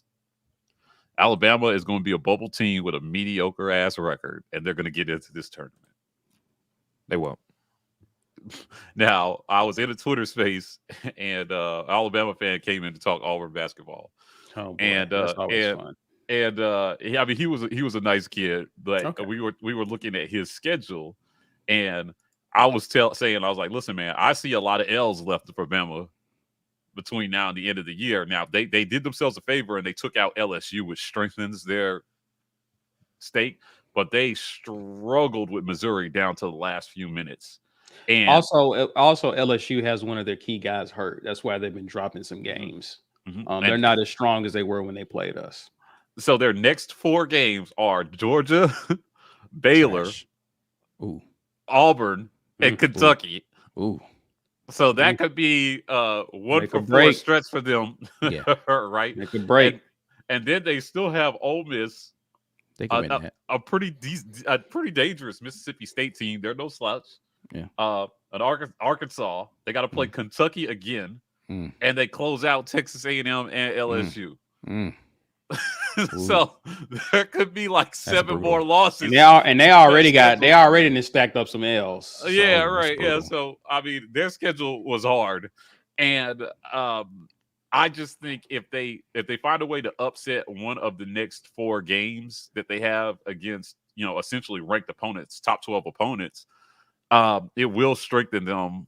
But I do think they've got to get one of those games. They've got to beat us. They've got to beat Baylor. They've got to beat Kentucky. I think if you lose all 3 of those games, it gets really, really difficult to make a case for why you're a tournament team when you've lost to every good team you played in conference. Now, they do have wins over Gonzaga and Houston and Tennessee that they can tote. But I think they're my 6th team on the bubble that I think might have a difficult time getting into the tournament, but ultimately can get in just on bias alone. Okay. All right.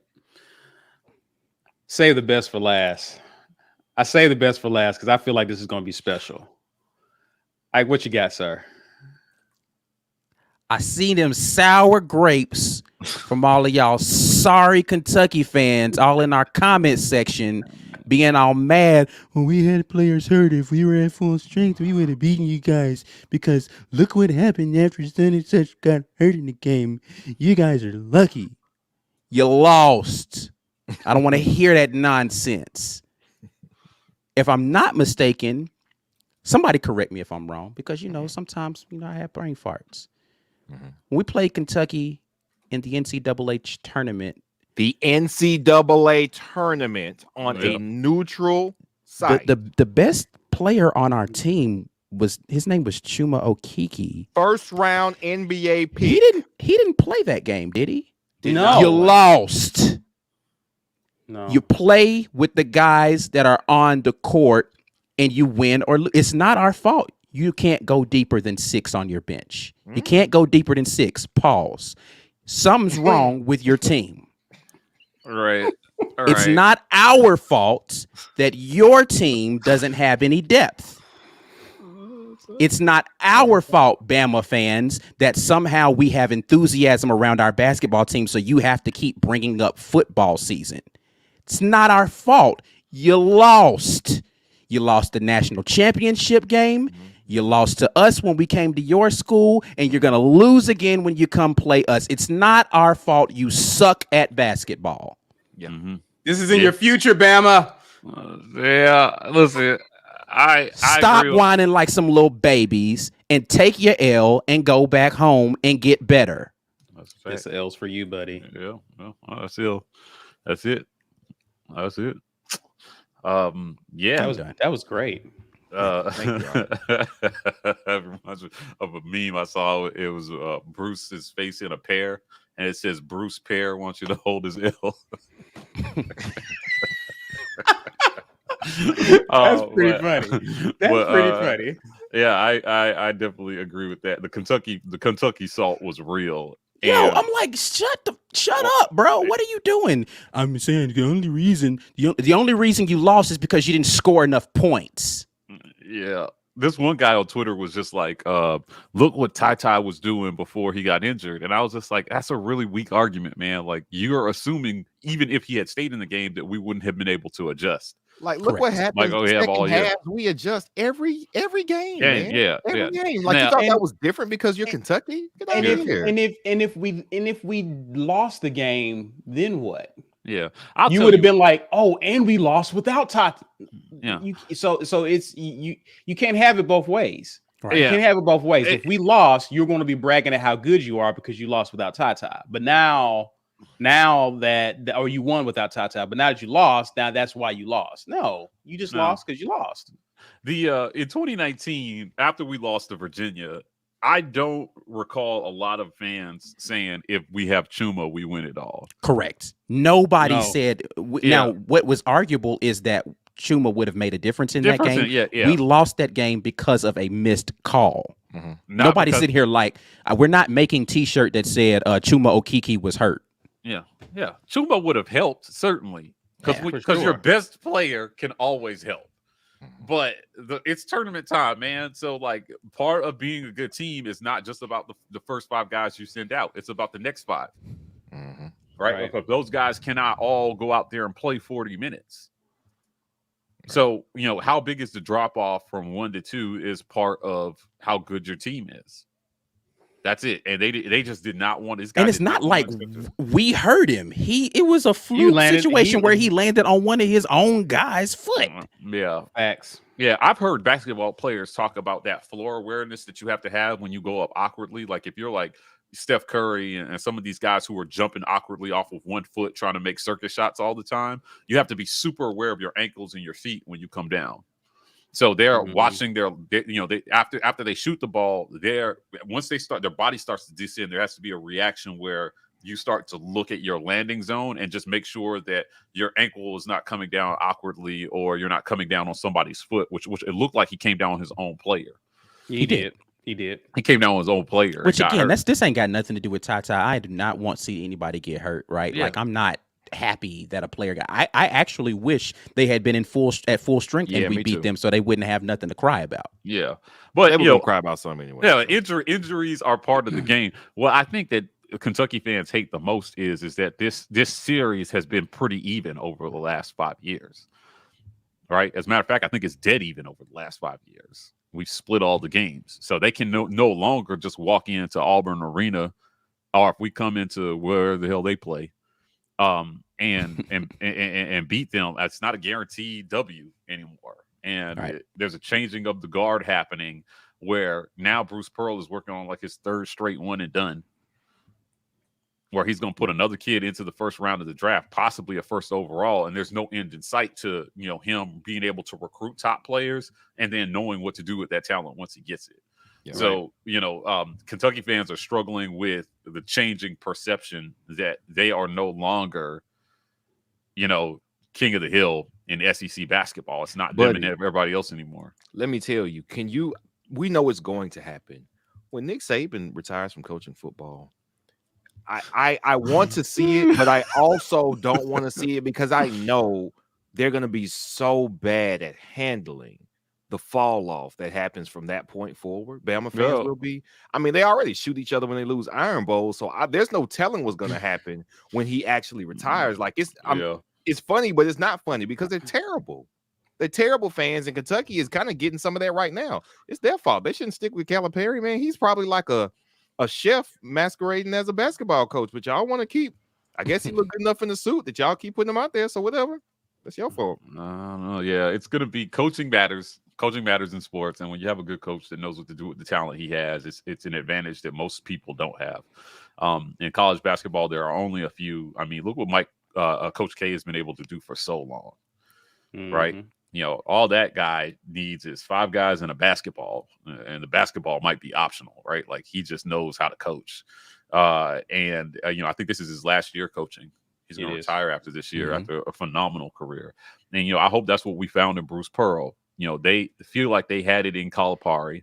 You know, there was another thing floating around. I don't know if you guys saw it about if Kentucky offered Bruce Pearl a job, he'd be on the next plane the next day or something like that. And people were making these assumptions like, hey, if Louisville offered Bruce Pearl, he'd be out of there. Like there's so many schools that he could go to that he would just be out. And I kind of disagree with that now. Like, I mean, what he's built at Auburn, I mean, I don't know. Like, it just happens at so few schools. You built it here. I don't know why you want to abandon it for an unknown. Right? Because money can never be the issue with whether Bruce Pearl stays or goes at this point. Right. I think that he's produced enough that if this guy decides that, you know, money suddenly matters to him and he doesn't make enough, then you just pay him and then you make it a non-conversation. Right. That's it. He should not have to go through no rigmarole with his agent and, you know, and making, you know, like pretending like he's going somewhere to leverage the university. It should be like, guys, I want more money. And we should be like, okay, get the checkbook. That's it. Right. You know, and if he somehow pulls out a natty this season, definitely, right? Renegotiate now and just make it a non-issue. Make him the highest paid coach in college basketball. Let's move on. But money cannot be the issue. I don't think that access to talent can be the issue anymore either. He's got plenty of access to talent. He can get the kids want to come play at Auburn. He's proved that. Right. And then conference affiliation is not the issue. The conference is a strong position. You know, national exposure. I mean, what is it that you can get at a Kentucky that you can't get at Auburn or any of these other blue bloods right now? You just made your own blue blood. Why not just stick with it, man? I hope he feels welcome. I hope he feels wanted. I hope he sticks around for a really long time. Yeah. The only reason you leave schools like that is if you're in some trash conference or you just really want to coach in the NBA. Like that's it. Like you're not going to go get another college coaching job unless somewhere in the administration the relationship sours, because there's nothing about the Auburn basketball program is unattractive for Bruce Pearl right now. He built something that should continue to go for a long time in the future. He's got a pipeline of kids that want to come play basketball here at Auburn. He's going to make the money. He's going to get the perennial respect that he deserves going forward. There's nothing like, oh, Louisville, screw Louisville. Yeah, they're not better. You know, and then, you know, Maryland, Jeff Goodman was trying to push Maryland, whether Maryland was going to make a run at him. Your journalism is trash, sir. Yeah, citing the DMV area where I live as a very fertile recruiting ground, which is true. It is. A lot of good basketball players do come out of DC. Planes don't exist, so you know you have to live in a space to be able to recruit it now, I guess. Yeah, right. It's dumb. But Atlanta, I would argue that Atlanta is just a rich a basketball recruiting area. Obviously. Anyplace else in the country. Right. Yeah. So, you know, when you're looking at it, you know, and that's an hour drive from Auburn. So I'm not buying that either. I think, you know, after you get a top guy and you coach him and then he goes to the NBA 1 overall, there's no issue. Recruiting can't be the reason why you jump ship. It just can't. So Kentucky fans, get used to it. You know, as long as Bruce Pearl is at Auburn is going nowhere. Right. This is what we're hoping to find on the football side, right? It's just a coach who we may not win it all every year, but we're in the conversation where we're happy with the direction of the program and we're proud of the development and the product that they put on the field every Saturday. Right. That's it. Now you get that in a coach, man. You've got a coach that you want to hold on to for life. Facts. Life with Maine. Appreciate you, sir. We finally got to the line and hit free throws. Absolutely. Ooh, that second half. Did they miss a free throw in the second half? Missed two. Okay. Yeah. But I mean, they shot what, 80% from the line? At least 80%. We missed like 4 in the first half. It was starting to For frustrate me. Yeah. And then we got that cleaned up. But yeah. Hit them free throws. Oh, that was another thing that Kentucky fans were screaming about was how many times apparently we went to the foul line versus them. Now, Auburn usually sends us the shot chart. So correct me if I'm wrong, but it just felt like to me we were more aggressive in the paint than they were. It didn't even have anything to do with aggression in the paint. So they fouled 3-point shooters multiple times in that game. Yeah, they did. Yeah, they did. Right. Clear fouls. Right. Yeah. Right. So that dumb fouls on your behalf. Then the intentional fouls at the end of the game to try to slow the game down is going to contribute to the free throw disparity that you're witnessing when you're looking at the final statistics in the game. You're playing from behind. Right. So it wasn't as if we were in the penalties super early in either half, and then we just went to the free throw line a bunch of the times with every foul that happened. It was within the flow of the game. It was fouls that were happening on attempted shots or intentional fouls to try to slow the game down. Like, here's what I want everybody to do. And this happens with football as well. Learn about the game before you start talking about the game. It's not even like a difficult proposition. Just if you don't know, just shut up. Just don't say stuff. Right. Be upset, but just shut the F up. And it's really easy. And my thing is, if you're playing your guys almost 40 minutes and you're going against guys who are fresher, the likelihood of you fouling more goes up anyway. Like you're not, you can't play. It's real simple. Like it's not even like complicated stuff we're talking about here. Like just looking at a stat sheet and you're like, oh, they went to the foul line more. Yeah, there's a reason for that. Shut up. Right. Just stop. Yeah, you're supposed to be from the blue blood school. You should know this, right? Right. Yeah. He put this clip. Bro. He put this clip up that showed this one sequence where Wendell allegedly fouled one of their guys trying to save the ball under the basket going out of bounds. And he was like, I could put up the clip of KD Johnson going to the sideline attempting to go save a loose ball and he gets pushed into the scorer's table. Yeah. Okay. I told him, I said, listen, the guy who put this together needs to put this together for both teams so that we can know how the game was being called, right? But you're only looking at the non-calls on your guys and then saying they're looking at the disparity and saying, see, this is why there was a disparity. most of the fouls that Kentucky committed were fouls.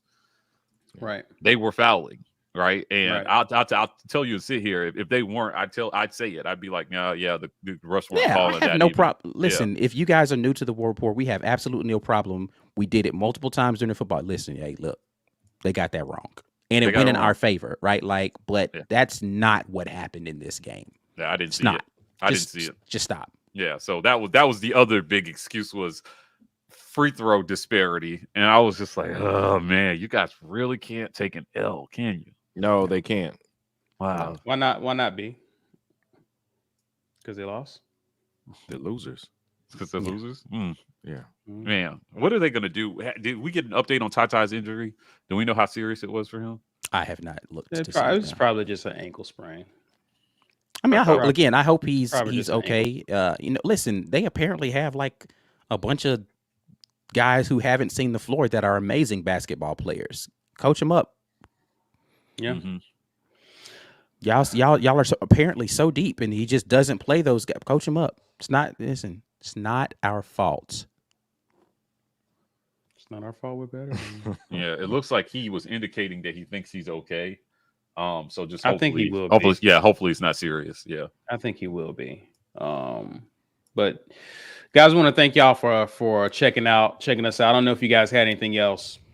We covered a lot. But Mike G, kind of let people know what they can expect in the offseason as a patron of the War Rapport, sir. Man, become a patron. We've got lots of great things going on this off season, so definitely become a patron. Help us out. Your monthly financial contribution helps keep the War Rapport viable. As we gain patrons and we gain sponsors, we begin to put out more and more content for you. So January to July, hardest working content creators, we're out here. Become a patron. Look for us on the front page of our YouTube channel. Hit that join button and join us, please. We are partnered with the Lee County Humane Society to raise money for a good cause.